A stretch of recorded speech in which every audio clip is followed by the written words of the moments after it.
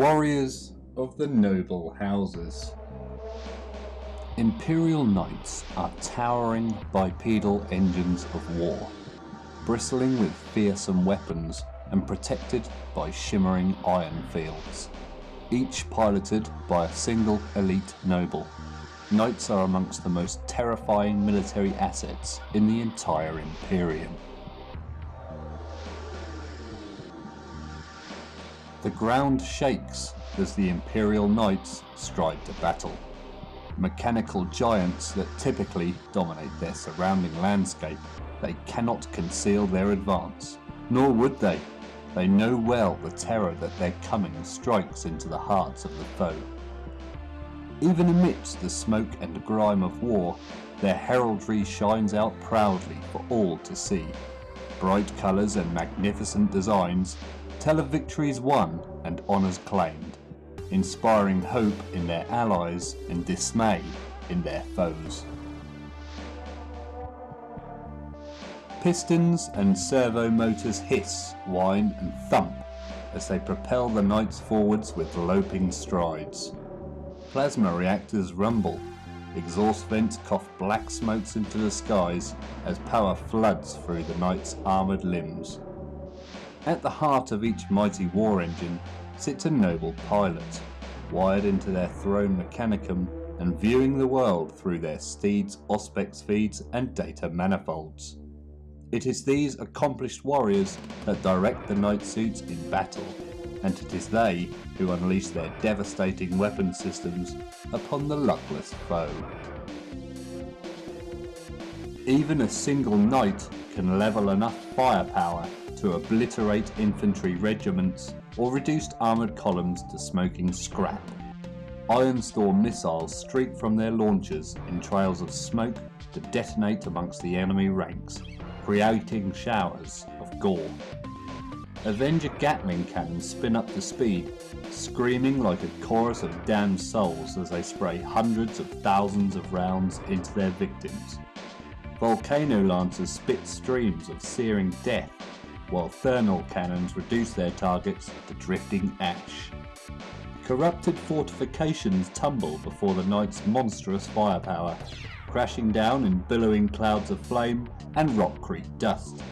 Immense war machines and monstrous beasts alike are blasted limb from limb, while heretic hordes flee, their broken survivors clawing at one another in their desperation to escape the knights' long shadows. Even those who somehow weather the knights' apocalyptic firepower have brought themselves only a temporary stay of execution. Now they must face the knights at close quarters, a prospect that none but the most insane would relish. From the whirring teeth of the enormous Reaper chainsword to the crackling articulated wrecking ball that is the Thunderstrike gauntlet, the knights' melee armaments are more than capable of decapitating an orc gorkanaut or hurling a battle tank through the air like so much worthless junk. Furthermore, the sheer bulk of each knight is a weapon in its own right.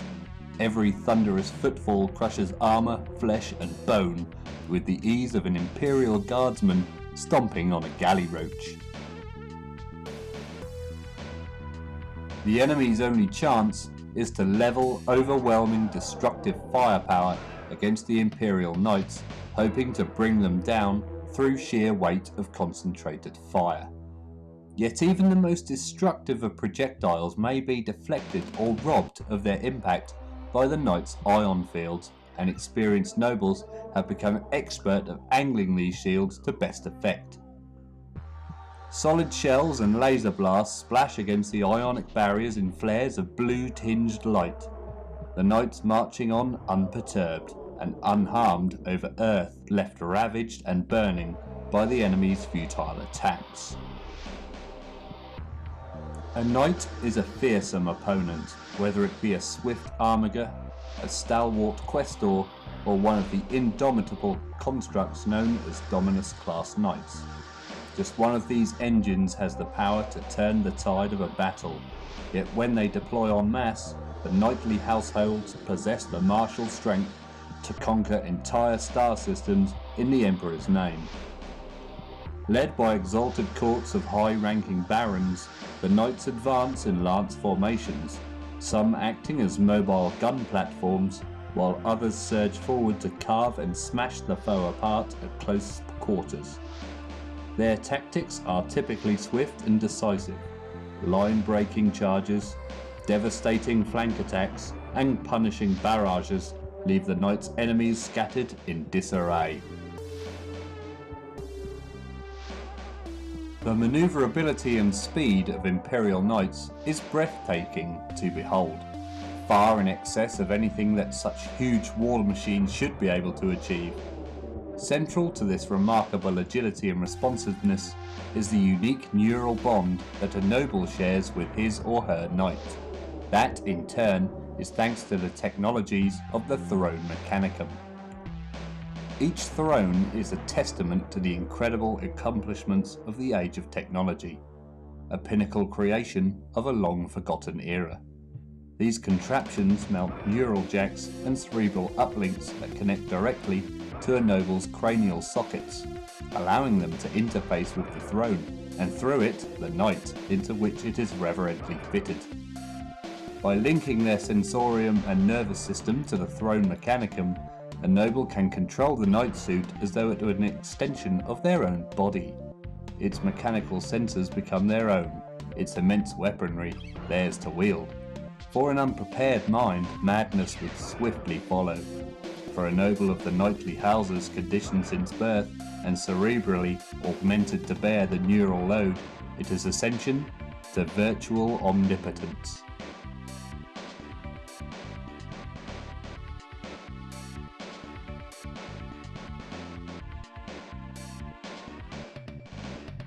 Beyond their interface and control circuits, Throne's mechanicum also contain mnemonic engram reliquaries and spectrobionic foci that allow them to store the synaptic echoes of those with whom they bond. In short, each throne is haunted by the ghosts of the pilots who came before. Many nobles speak of whispering voices, visions, and countless other strange manifestations that provide them with guidance and wisdom in battle.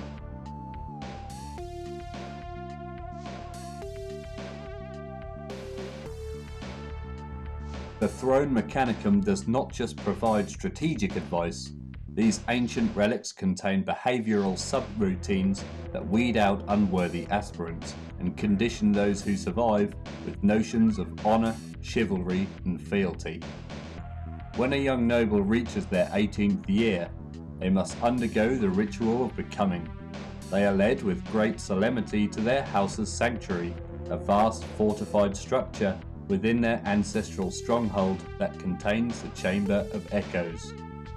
Therein, they are connected to one of their house's dormant thrones mechanicum, enduring the cold stab of their neural jacks coupling for the first time.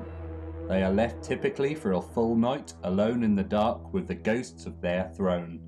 The young aspirant must wrestle with the energies of the throne mechanicum, attempting to imprint their psyche upon it and withstand the receipt of its cerebral engrams in turn.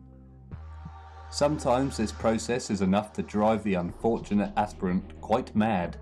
Others are killed outright, found as pale corpses whose cranial plugs still smoulder and whose features are twisted into ghastly masks of terror. Those who survive emerge forever changed, their childhood left behind and the mantle of knighthood resting heavy on their shoulders.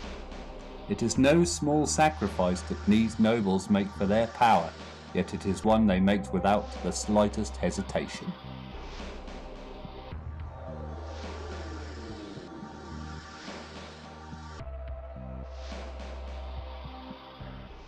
Thank you very much for watching. If you'd like to support the channel, then please don't forget to like and subscribe to the videos. We also have a Patreon page, an Instagram page, a Twitter page and a Facebook page for you to come and watch also. See you soon. Bye bye.